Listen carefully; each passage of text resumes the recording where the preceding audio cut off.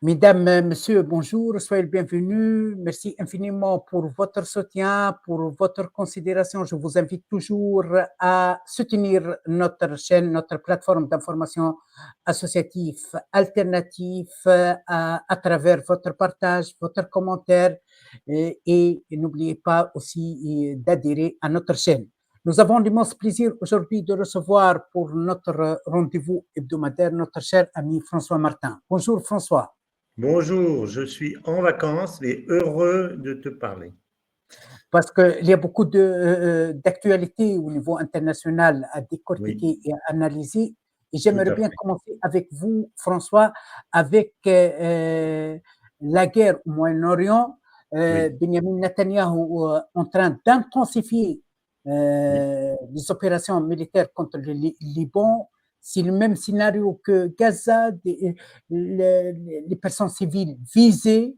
Et malgré les frappes contre la direction de Hezbollah, mais la réalité sur le terrain est complètement différente. Hein.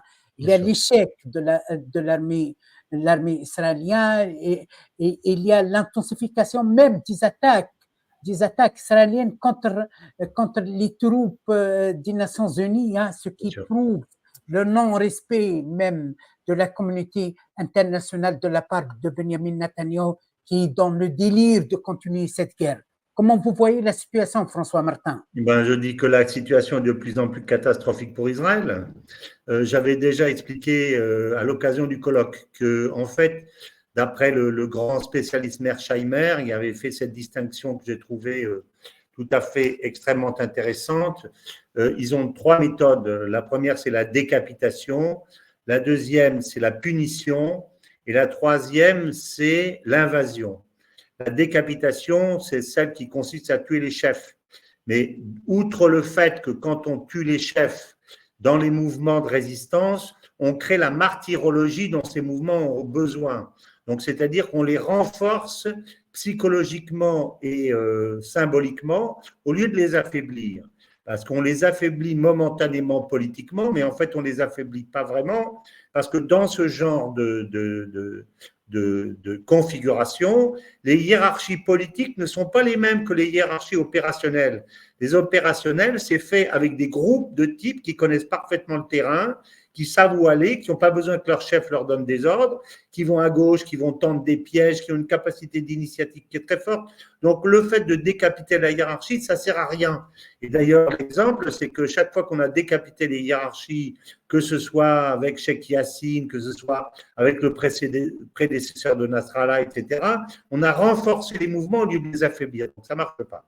L'autre méthode, c'est la méthode de la punition. Alors, on espère que si on punit et qu'on frappe les populations civiles, elles vont finir par se coucher comme les chiens. Quand on les frappe, ils se couchent. Mais on n'a pas en face de soi des chiens, on a en face de soi des hommes qui sont remplis du sentiment d'injustice. Donc, plus on les frappe, plus ils deviennent violents et ils ressentent le sentiment d'injustice. Donc, ça ne marche pas non plus. Et l'invasion, ça ne marche pas non plus parce qu'on a affaire à des gens qui sont préparés depuis 2006, qui ont combattu, sont ceux qui ont sauvé le régime de Bachar el-Assad contre Daesh, donc qui ont l'habitude de se battre, alors qu'en France, en face, on a des divisions qui se sont entraînées mais qui ne se sont jamais battues, et elles entrent dans un terrain qu'elles ne connaissent pas, avec des centaines de tunnels de partout, et elles font 500 mètres dans la direction, et elles se font prendre. Donc, ça ne marche pas. Donc, qu'est-ce que fait Netanyahou? Comme ce qu'il a toujours fait.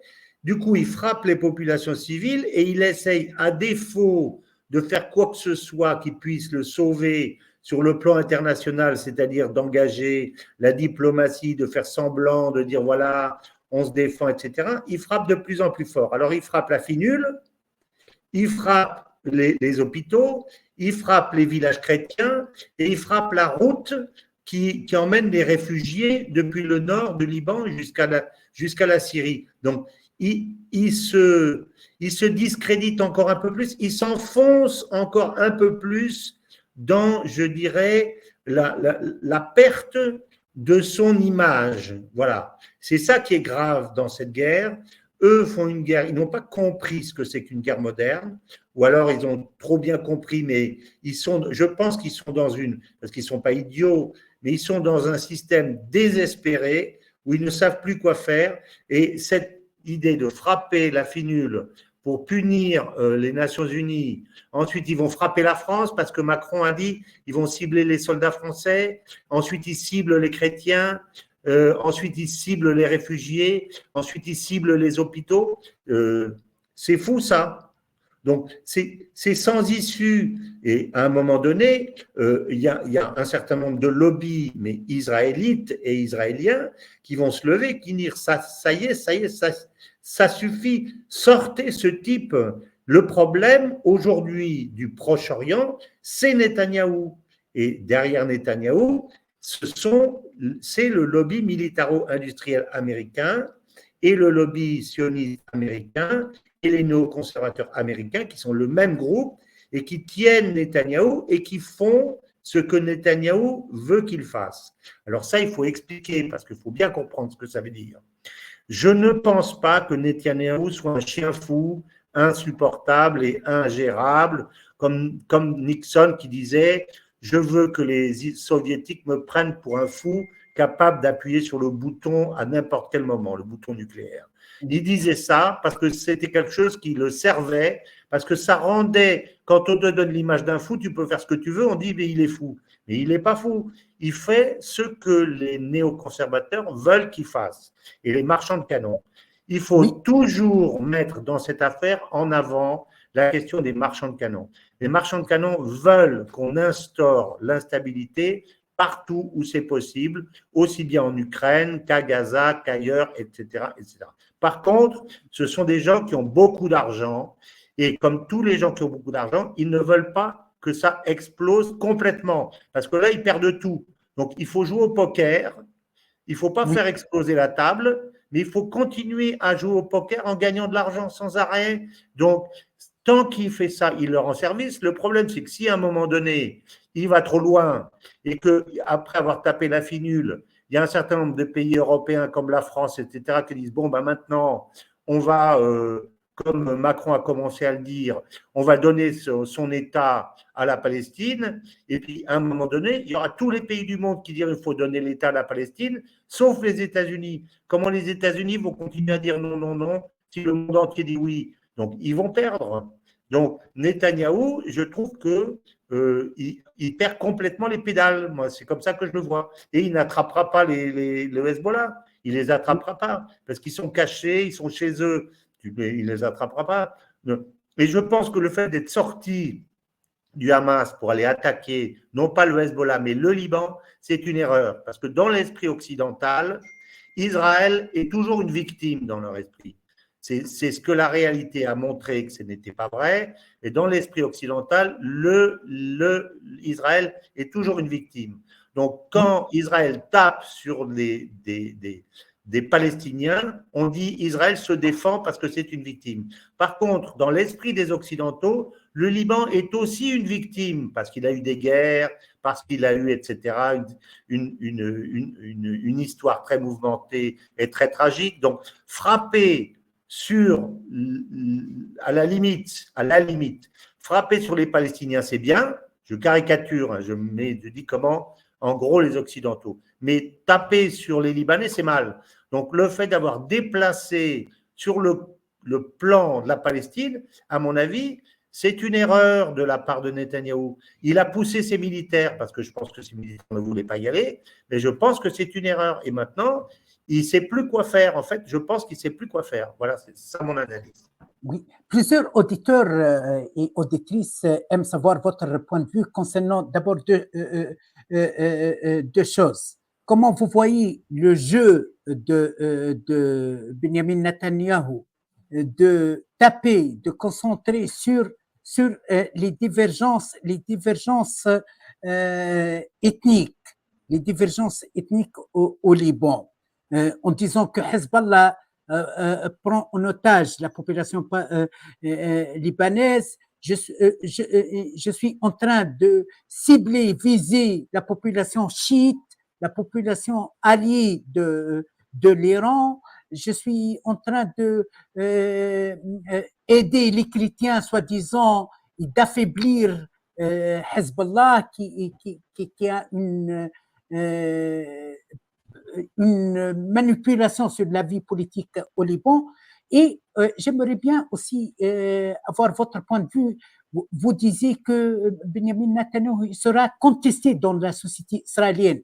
Mais Benjamin Netanyahu a satisfait, je pense, a satisfait cette volonté, ce désir de vengeance dans la société israélienne. Il a liquidé Hassan Nasrallah, la chose qui a été applaudie et fêtée dans la société israélienne, qui est devenue une société radicalisée, assoiffée de vengeance, du sang et tout. Je vois, comment vous voyez la situation? Alors, deux réponses. La première réponse, moi je comprends qu'on veuille faire une stratégie en essayant de diviser son adversaire. Je comprends ça très bien. Mais dans ces cas-là, on fait très attention à taper sur le Hezbollah et à ne toucher ni à la fille nulle, ni aux chrétiens, ni aux autres, si on veut diviser les autres. Parce que si on fait ce que fait Netanyahou, on va unir l'ensemble de ses adversaires contre soi, c'est-à-dire c'est exactement le contraire de ce qu'il faut faire. À ce moment-là, on essaye de diviser, si on veut diviser l'adversaire, on essaye de monter tous les autres contre le Hezbollah. Donc on touche au Hezbollah, mais surtout pas personne d'autre. Or, ce n'est pas ce qu'il fait. Donc, à mon avis, si c'est ça sa stratégie, elle est ratée. Voilà. Alors, l'autre question, ça concernait, quel était le deuxième point? Ah oui, la société israélienne. Eh bien, moi, je pense que, en fait, la société israélienne a effectivement son comptant de vengeance et de sang parce que, jusqu'à présent, elle n'a pas véritablement payé les conséquences de ses actes. Et elle n'a pas eu la réalité des conséquences de ses actes. Elle se sait en guerre, elle se croit en guerre aujourd'hui à Gaza, alors qu'à mon avis, elle ne l'est pas vraiment. Parce que Gaza, encore une fois, n'est pas un danger pour Israël. C'est Israël qui en a fait une question stratégique, mais ce n'est pas une question stratégique. C'est un petit territoire qui peut faire des incursions à l'extérieur, mais qui n'ira pas attaquer l'État d'Israël d'une façon générale. Donc, c'est une petite menace. On en a fait une grosse menace pour des raisons médiatiques, etc. Mais en réalité, c'est une petite menace. Et c'est Israël qui a grossi le conflit. Ce ne sont pas les Gazaouis. Hein? Il ne faut pas oublier ça. Et aujourd'hui, la population israélienne, effectivement, a eu son comptant de sang avec la mort de Nasrallah, etc. Mais tout ça, c'est provisoire parce qu'elle n'a pas compris ou elle ne veut pas comprendre qu'elle n'a pas affaibli le Hamas durablement, mais elle est en train de s'en rendre compte puisqu'il y a déjà une vingtaine de soldats ou plus qui se sont fait tuer tant dans les opérations du Liban que dans l'attaque du camp de la division Golani qui se trouve à côté d'Haïfa. Et on s'est aperçu d'ailleurs qu'ils n'avaient pas de casemate, qu'ils n'étaient pas protégés, qu'ils étaient obligés de se réfugier dans les conduites d'eau pour éviter les bombes, etc. Donc, la population israélienne va se rendre compte progressivement que l'intensification du conflit va lui revenir sur la figure en direct. Et en particulier, ce qui, à mon avis, va arriver progressivement, lorsque le Hezbollah et lorsque les Houthis, parce que l'Iran ne le fera pas pour ne pas être en direct, vont se mettre à taper sur la population civile. Mais intelligemment, ils ne veulent pas le faire en premier parce qu'ils veulent que tout le monde soit persuadé à l'étranger, parce qu'eux ont une compréhension de la guerre médiatique et diplomatique, que ce sont les Israéliens qui ont commencé à taper sur la population civile au Liban. Et d'ailleurs, ils l'ont dit en disant on va transformer le Liban en Gaza. Donc, c'est une déclaration qui est d'une stupidité ahurissante. Donc, progressivement, alors qu'ils continuent aujourd'hui à taper sur les bases militaires, et ils ont raison de le faire, si les Israéliens continuent comme ça, ils vont taper sur la population civile. Et à ce moment-là, je peux te dire que la mentalité israélienne, qui ne sont pas aujourd'hui, comme on en a déjà discuté, ils ont perdu le fighting spirit qu'ils avaient dans les années 60, etc. C'est une société dont l'unité est factice. elle est basée sur le fait, oui, on est les meilleurs, on a la meilleure armée, c'est plus vrai. On a le meilleur d'hommes de fer, c'est plus vrai. On est soutenu par tout le monde, c'est plus vrai. On se défend, c'est plus vrai. Les autres sont tous des chiens, des animaux humains, sauf que ça fait 1 an qu'on n'arrive pas à récupérer les otages, etc. Donc les mythes sont en train de tomber. Le dernier mythe qui reste aujourd'hui, c'est on est encore capable de se venger. Mais le jour où ça va être Tel Aviv qui va prendre des bombes et des bombes, il va y avoir des dizaines, des centaines et des milliers de morts, comme il y a aujourd'hui à Gaza et au Liban. Ce jour-là, la population va fuir. Elle va dire, ils nous ont menti. Ce jour-là, c'est fini. Israël, c'est fini. Donc, je pense que ce que tu dis est vrai, mais je pense que c'est momentané parce que pour l'instant, ils n'ont pas encore payé les conséquences de ce qu'est une guerre véritable, c'est-à-dire la population civile trinque. Parce qu'elle trinque chez les autres, mais pas chez eux pour l'instant. Donc, ils croient encore quelque part qu'ils vivent dans une espèce de bulle, mais cette bulle, elle va exploser. À un moment, elle va exploser, c'est indéniable. Mais les Iraniens, comme toujours, ils font les choses progressivement. Si on peut arriver à un moment donné, sans aller jusque-là, à faire en sorte qu'on ne tape que sur les militaires, avant on tapait sur personne, maintenant on tape sur les militaires, et avoir un règlement, parce que par derrière, ils doivent être en train d'appeler les Américains tous les jours en disant, alors, qu'est-ce que vous faites? Nous, on ne veut pas en arriver là. Eux, ils soignent leurs arrières internationales. Puis en plus, ils savent qu'il ne va rien se passer du tout parce que jusqu'à l'élection du prochain président, donc, ils n'ont pas besoin d'escalader plus, donc ils attendent tout simplement, et ils font monter la sauce, mais très progressivement, et ils attendent, et ils laissent les autres, tous les jours ils se discréditent. Aujourd'hui, taper sur la finule, c'est une folie. Taper sur les chrétiens alors qu'on veut diviser les chrétiens et les autres, c'est une folie. Enfin, demain, les chrétiens, ils iront plus défendre Israël. Hein, les chrétiens libanais, ils savent qu'Israël n'aura aucune pitié pour eux, donc ils n'iront pas défendre. Donc voilà. Donc je pense que là, pour répondre à ta question, la population israélienne, elle vit encore momentanément dans une espèce de rêve, mais ce rêve va s'effondrer, à mon avis, très rapidement. Oui. Voilà. On change maintenant l'axe de notre analyse des actualités internationales vers la guerre en Ukraine. Alors, juste pour terminer là-dessus, une seconde, je pense qu'il ne se passera rien contre l'Iran. Ils disent on va frapper l'Iran, on va frapper l'Iran. Comme je disais, Netanyahou, il est ligoté complètement par les lobbies militaro-industriels et pas l'inverse, même si on donne l'impression que c'est l'inverse. Ils lui ont dit, là, tu ne touches pas à l'Iran pendant la campagne. Hein.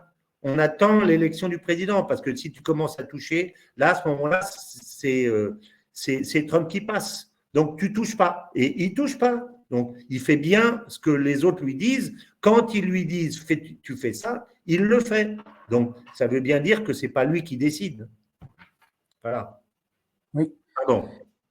Maintenant, concernant la guerre en Ukraine, Volodymyr Zelensky n'a pas arrêté depuis des mois de promouvoir, de défendre ce plan de paix, ce plan de victoire, comme un scénario de sortie de cette guerre, ce plan basé sur 3 points: la punition de l'agression, la construction de l'Ukraine et aussi la reconstruction des capacités militaires défensives de l'Ukraine. Qu'est-ce que vous pensez, François? Alors, moi, je pense depuis toujours que quand on réfléchit à ce que dit Zelensky, Zelensky ne dit pas les choses pour des raisons réalistes, c'est-à-dire d'abord parce qu'on pense qu'il va le faire, mais pour des raisons essentiellement médiatiques. Donc lui, il a besoin d'occuper l'espace, là aussi pour le compte des lobbies militaro-industriels, parce qu'il est exactement dans la même position que Netanyahou, même s'il n'a pas le même genre de caractère, il fait ce qu'on lui dit de faire. Donc, tant que la guerre dure, et là aussi, il ne faut pas que ça escalade, parce que si à un moment donné, on passe au nucléaire, ces sponsors auront tout perdu. Donc, il faut que ça dure.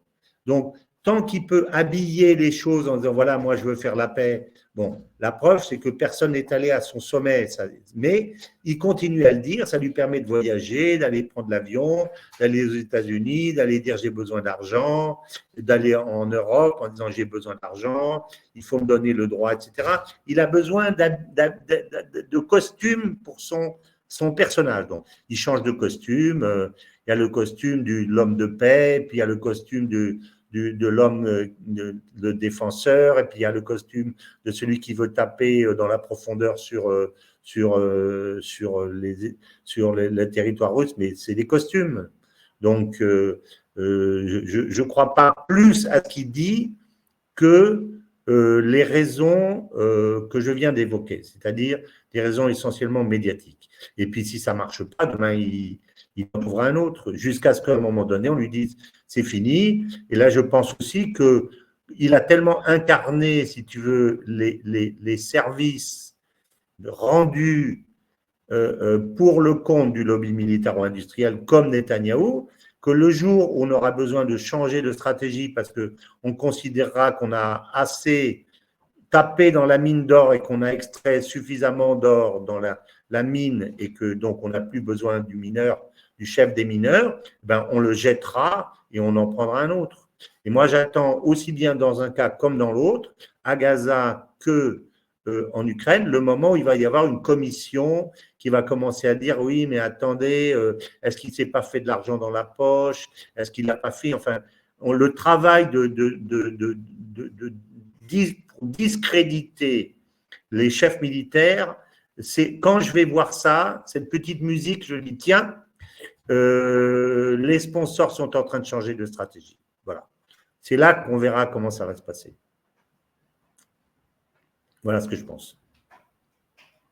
Alors, notre troisième point d'analyse des actualités internationales concernant les élections américaines. Quelle est la situation maintenant avec, on évoque ces menaces contre Trump parce que ce n'est pas l'orchestration, ce n'est pas la victimologie, hein. Surtout il y a ce côté acteur chez Trump et tout. Hein.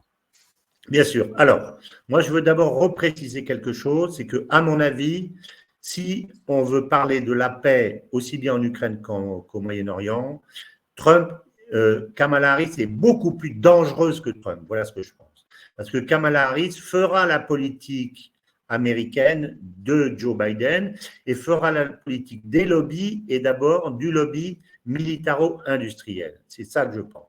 Et Trump est l'ennemi des néoconservateurs. Sauf que, comme le rappelait un analyste qui est excellent, qui est un ami qui s'appelle Nicolas Mirkovic, lors de sa dernière fois, il avait mis des gens comme Mike Pompeo, etc., c'est-à-dire qu'il n'avait pas été capable de lutter suffisamment contre le lobby néoconservateur, et il en avait mis dans son gouvernement. Donc, il n'avait pas vraiment pu faire la politique qu'il veut faire. Mais s'il y a quelqu'un qui est capable de faire la paix et qui a intérêt à faire la paix compte tenu de ses objectifs politiques, c'est Trump. Donc moi, j'espère que Trump passera. Parce que si c'est Kamala, ça sera exactement la même chose que ce qu'on a vu jusqu'à présent. Par contre, si Trump veut s'attaquer au lobby militaro-industriel, il faut qu'il leur coupe les vivres. Et comment il leur coupera les vivres? En faisant la paix, non seulement en Ukraine, mais aussi à Gaza. Et je pense qu'il est capable de le faire. Donc, c'est ça que je pense. Et en plus, moi, je pense que lorsqu'il y a une fracture sociale très grave dans un pays, comme c'est le cas aux États-Unis, celui qui peut redresser le pays, c'est celui qui représente les classes populaires. Et ça ne fait aucun doute que Trump représente les classes populaires beaucoup plus que Kamala, qui est la représentante parfaite des lobbies de toutes sortes. Voilà. Donc, une fois ce chose posée, évidemment que Trump est un acteur, mais ça ne fait aucun doute, mais il y a quand même eu, et ça c'est quand même incroyable, 3 attaques contre lui, dont une qu'il a touchée à la tête et qui est passée à quelques centimètres de son visage, il ne faut quand même pas oublier ça, et qu'aujourd'hui, Trump demande à corps et à cri, semble-t-il, qu'on renforce sa protection rapprochée. Enfin, quand même, quand tu as un candidat à la présidence de la République qui a été touché par un premier attentat, il doit être protégé de partout. Or, le service n'a pas augmenté, semble-t-il, la protection. Et pire encore, le troisième type qui a été trouvé aujourd'hui avec un fusil, avec une arme non déclarée, avec un faux numéro de plaque d'immatriculation dans sa voiture, on lui a confisqué ses armes et on l'a laissé libre sous caution. Mais on est où là? Donc, ça veut dire quoi? Ça veut dire qu'il y a véritablement, Trump représente pour les lobbies américains et en particulier pour les lobbies militaro-industriels une menace qui est une menace absolue, à tel point qu'ils sont même plus capables de cacher le fait qu'ils ont envie de le tuer. Donc, moi, je dis, cet homme, il faut, et j'espère que cet homme passera. Et par ailleurs, je rappelle que Kamala Harris, qui se présente comme une représentante, une personne qui veut défendre les Palestiniens, etc., son mari fait partie du lobby sioniste et est un des pires. J'ai oublié son nom. Donc, elle est en fait une fausse pro-palestinienne et une vraie représentante des lobbies. Là, ça, moi, je pense que c'est mauvais. Alors, ensuite, dernier point, c'est la question des sondages. Il y a aujourd'hui un gros mensonge sur les sondages. Un gros mensonge sur les sondages américains. Pourquoi? Parce qu'il y a deux sortes de sondages. Il y a les sondages qui sont les sondages des États, puisque je rappelle que dans chaque État, il y a un certain nombre de grands électeurs, mais dans les États, si tu as 55% des votes, tu as l'ensemble des grands électeurs, et si tu as 80%, tu as aussi l'ensemble des grands électeurs. Donc, ça ne sert à rien d'avoir 90% des électeurs dans un État, ça ne te donne pas de plus. Par contre, si tu fais le vote global, si tu fais un calcul d'une estimation des votes globaux, tu vas considérer que ceux qui ont le plus de votants, ils vont avoir plus de chances, alors que c'est faux. Donc, ça s'appelle les votes populaires, ces votes-là. Or, aujourd'hui, dans la plupart des cas, et en particulier dans les pays occidentaux, on te présente les estimations de vote selon les votes populaires, ce qui est totalement mensonger. Parce que, par exemple, l'État de New York ou l'État de Californie ont beaucoup plus d'électeurs d'électeurs démocrates. Mais ça ne sert à rien. Ce n'est pas ça qui compte. Et ce qui compte, ce sont les votes, effectivement, État par État. Et ça, il y a très peu de sondages qui le montrent. Et si on montre ça, on s'aperçoit que Trump est largement en tête. Voilà, c'est ça la réalité. Par contre, comme j'ai déjà expliqué, les démocrates ont fait rentrer 12 millions depuis la dernière mandature d'immigrés en provenance du Mexique. Et ce qui est gravissime, c'est le fait qu'ils ont empêché de faire passer une loi, les démocrates, qui obligeait les électeurs à donner leur carte d'identité pour pouvoir voter. Donc, ça va être un pays, peut-être le seul pays au monde, qu'on dit la plus grande démocratie du monde, où les gens vont pouvoir voter sans montrer leur carte d'identité. Donc, ils vont se servir évidemment des 12 millions d'immigrés qu'ils ont fait rentrer pour les envoyer partout où ils peuvent, pour les faire inverser les votes. Donc, mon inquiétude, c'est ça. Donc, on est vraiment dans un moment de l'histoire. Si c'est Kamala qui passe, ça voudra vraiment dire que si tu veux, ça sera une victoire des lobbies conservateurs, des lobbies néoconservateurs et sionistes, qui sera absolument extraordinaire. Pour combien de temps, je ne sais pas, mais je pense que si c'est ça, la société américaine, qui est beaucoup plus violente que la nôtre, va exploser. Parce que tu ne peux pas mettre une cocotte minute sur les peuples, comme c'est le cas, d'une façon permanente. Ce n'est pas possible. Donc, voilà ce que je pense. Donc, on va voir. Oui, François, vous disiez que, je m'excuse, vous disiez que la participation de Trump dans la conception et réalisation de paix sera énorme. C'est lui qui va résoudre les problèmes en Je dis pas Ukraine. ça, je dis pas, pardon, je corrige en disant sera, je corrige simplement en disant pourrait, hein. Je dis pas Oui, sera, hein. Ce oui, n'est oui. pas une prédiction, c'est une possibilité. C'est différent, mais je pense qu'il pourrait, oui. Mais plusieurs observateurs disent que, écoutez, Trump, au niveau de la politique étrangère, il est imprévisible dans le pragmatisme aussi américain, la priorité pour l'Amérique, qui s'en fout du monde et tout. Et en plus de ça, comment quelqu'un qui a encouragé dernièrement Benjamin Netanyahu a attaqué l'infrastructure nucléaire en Iran peut être un homme, une figure de paix. Comment ce monsieur qui a applaudi les massacres contre la population palestinienne en offrant le soutien indéterminé pour Benjamin Netanyahu peut être un faiseur de paix, je m'excuse. Alors, Hein? on a déjà eu l'occasion d'en discuter de ces deux points. Moi, je pense que Trump, en fait, c'est des propos de campagne.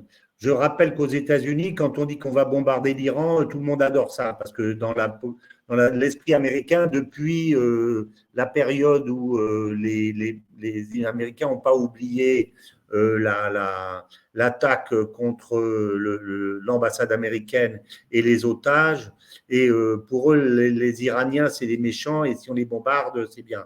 Mais ça ne veut pas dire pour autant, je pense que le moment venu, face à une situation concrète, Trump, s'il avait le pouvoir, pousserait les néoconservateurs et Netanyahou à aller bombarder l'Iran. Je ne pense pas qu'il ferait ça. Justement parce que, comme tu l'as dit, c'est un pragmatique. Par ailleurs, et qui cherchera un accord simplement, et je pense que s'il doit chercher un accord par ailleurs avec les Russes sur la question de l'Ukraine, la question régionale rentrera aussi dans le panier de la discussion, c'est-à-dire, moi j'imagine pas Trump et Poutine discutant de l'Ukraine sans discuter du Moyen-Orient. Je veux dire, Poutine lui dira, bah, écoutez, si vous voulez qu'on arrête la guerre ici, arrêtez-la aussi au Moyen-Orient, donnez enfin son État à ce peuple palestinien qui le demande. Il le dira pour protéger l'Iran qui est son allié. Et puis, choisissons de faire une paix régionale. Je pense que Trump est capable de comprendre ça. Trump n'est pas un idéologue, justement. Alors, est-ce qu'il a appelé à écrabouiller la population palestinienne? Moi, je n'ai pas entendu ça. J'ai entendu au contraire que lorsque Netanyahou a nié, il a fustigé violemment Kamala Harris et Biden d'être justement les faiseurs de la guerre mondiale. Donc, je pense qu'il aura intérêt à se présenter comme un homme de paix et comme l'homme qui veut faire la paix, parce que c'est une posture, mais c'est pas très compliqué finalement quand on y réfléchit, de faire la paix. Il suffit, qui sait le problème quel est le problème de la paix aujourd'hui? De la paix aussi bien en Israël qu'en Ukraine. Il est très simple, et elle dépend d'un seul facteur, un seul facteur, c'est la volonté du président des États-Unis. Si le président des États-Unis dit on arrête, c'est terminé.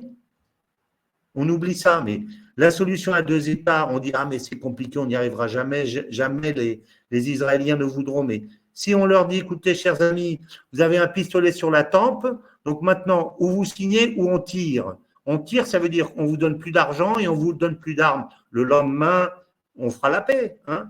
Et si dans le pistolet on leur dit maintenant vos 800 000 types là, 800 000 colons, vous les enlevez, ben, ils les enlèveront, c'est tout. Donc, le problème n'est pas compliqué. Il n'est compliqué que parce qu'on ne considère pas que le président des États-Unis peut y prendre un jour une décision. Mais voilà. Donc, moi, je crois que cet homme, en tout cas, je ne sais pas s'il le fera. je ne prédis rien, mais je suis sûr que si c'est Kamala, ce ne sera pas le cas. Elle n'a ni le caractère, ni la volonté, et elle sera dans les mains, elle est le porte-parole du lobby sioniste et militaro-industriel américain. Je pense que chez Trump, ce n'est pas le cas. En tout cas, pas pour les néoconservateurs, qu'il a toujours considérés comme ses adversaires. Et j'espère que, et comme le disait mon ami Mirkovic que j'ai entendu tout à l'heure, s'il passe, on le saura tout de suite. Tout de suite, on saura dans les décisions qu'il aura prises, qui l'aura viré au département d'État, etc. Voilà. Il faut une révolution du département d'État aux États-Unis, et je pense que Trump est capable de la faire. Est-ce qu'il la fera? J'en sais rien, mais je suis sûr que si ce n'est pas lui, elle ne se fera pas. Voilà, c'est ça mon espoir. Merci infiniment, François Martin, et on vous donne rendez-vous pour la semaine prochaine pour un autre rendez-vous d'analyse des actualités au niveau international. Merci et au revoir.